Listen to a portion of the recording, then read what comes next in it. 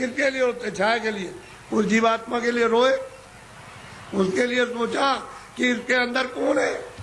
अरे भाई मन नहीं, बुद्धि नहीं है, चित्त नहीं, शरीर नहीं, हाथ नहीं, पैर नहीं, आंख नहीं। अरे वो जीवात्मा क्या चीज है जो इसमें से निकाल के अलग कर दी? शरीर तो ये पड़ा है, आंख भी है, कान भी, बोलता नहीं, सुनता नहीं, देखता नहीं, हाथ नहीं हिलाता। और तुम मतलब ये कि इसमें माया की छाया में पड़े हो, मेरी आय मेरी ऐसे चले जाओगे आया करते, और कुछ मिलने जुलने वाला नहीं है। इसलिए महात्माओं का सत्संग जरूर सुनो। वो ये नहीं कहते पूजा करो आप करो, लेकिन उनसे प्रार्थना करो हमको सद्बुद्धि दो, सच विचार दो हमको, और हमको अच्छे कर्म का रास्ता मिले।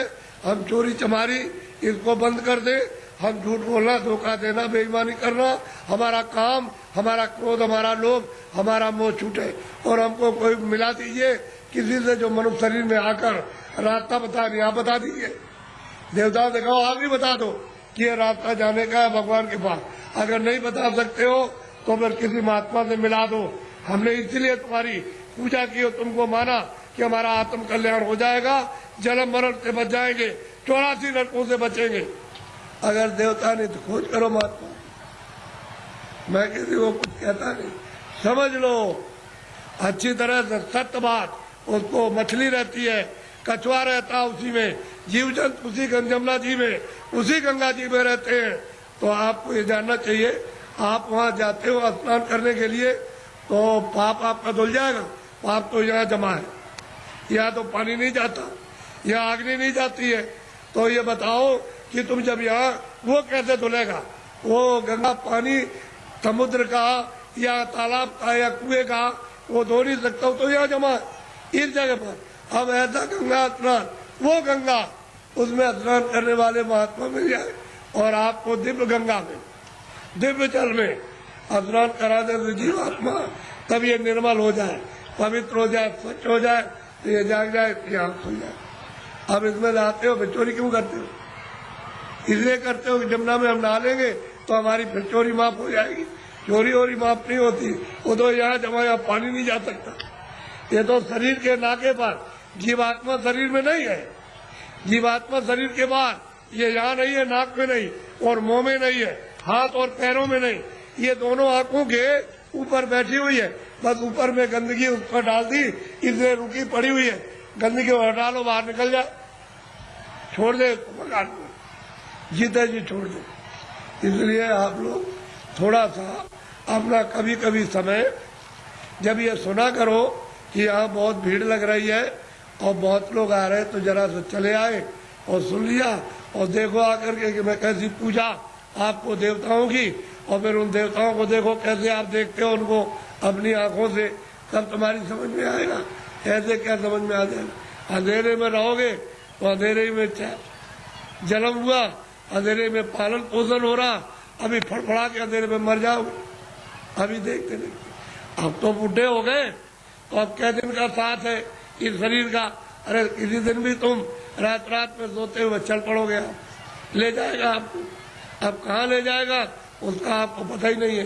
इसलिए किसी का साथ करो, किसी जानकार का साथ कर लो, बस साथ करना का रास्ता बता देगा कि चलो इस रास्ते से चलो, वो बस चल दो रास्ते से, तो आपको मंजिल पर पहुंचना अपने घर में ही। तो अगर आपका नहीं, ये तो परदेश है।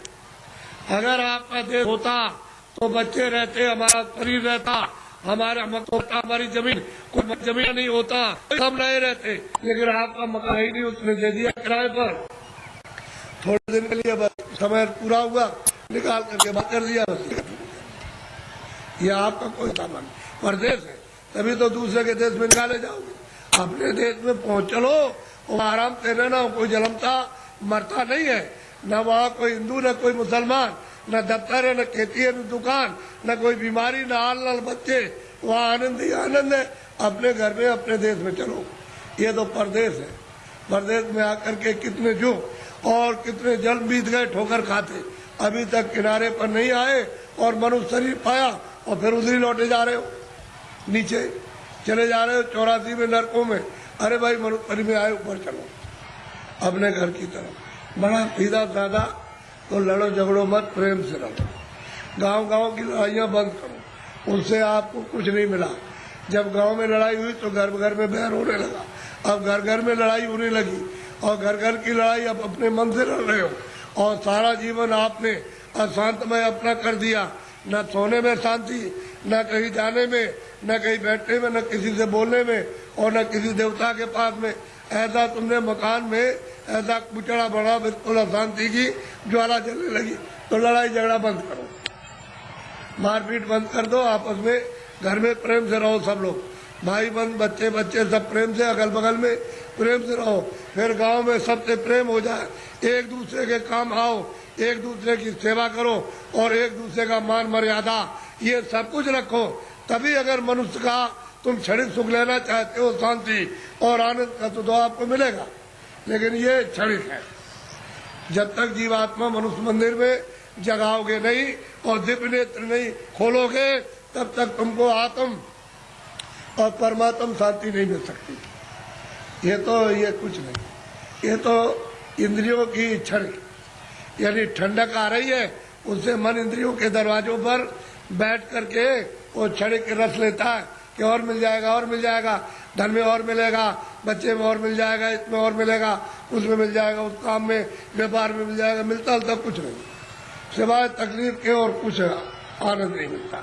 और आपने सब प्रयास इसलिए क्या, सुख मिले हमको, शांति मिले हमको, आनंद मिले, और उसमें से इतना सब कुछ करने के बाद न शांति मिली, न सुख मिला, न आनंद मिला, न ज्ञान मिला और आग जलने लगी।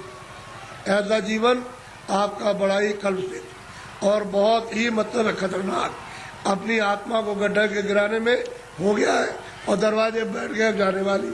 इसलिए बचो, अभी बच सकते हो मनुष्य शरीर में और बाद में फिर बचने का रास्ता नहीं। इसलिए इसको सोचो कि मैं कहाँ से आया हूँ, मैं किस लिए मनुष्य शरीर में आया, फिर मैं अगर जाऊंगा तो कहाँ जाऊंगा।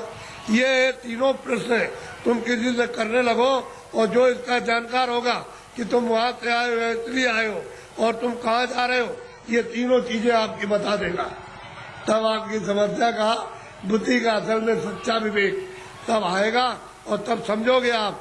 वो बताएगा देखो ये कुछ नहीं है, ये कुछ नहीं है, तुम कहाँ से है बताएगा, वहाँ सब कुछ है, यहाँ से वहाँ चलो, वहाँ सब धन है, सब सुख है, सब आनंद है, सब शक्ति है, सब ज्ञान है और सब सुंदरता है, अमृत वहाँ भरा हुआ, सागर भरा, सब बताएगा आपको। लेकिन जब नहीं मिलेगा कोई तो जीवन चला जाएगा बेकार, व्यर्थ खो दिया आपने ये जवानी और सुमन शरीर। जवानी भी गई, बचपन तो कुछ कर नहीं सकता है, बाल अवस्था तो कुछ नहीं करती, किशोर भी नहीं, जवानी में आए और बुढ़ापा भी कुछ नहीं कर सकता। तो जवानी में मस्ती में, बेकार में, उलझन में आपने खत्म कर दी। अब आगे चलने के देने तो फिर तुम्हारे बच्चे ही जवाब देने लगे, अरे उधर बैठ जा, तूने जवानी में बहुत कुछ किया। तो आपको हो जाएगी तकलीफ, कहते हो मेरा बच्चा और मुझसे इस तरह से कह रहा, अब वो जवानी का उत्तर जो चढ़ा है तुम पर बुढ़ापा आके अलग कर देगा, चुपचाप बैठे रहो।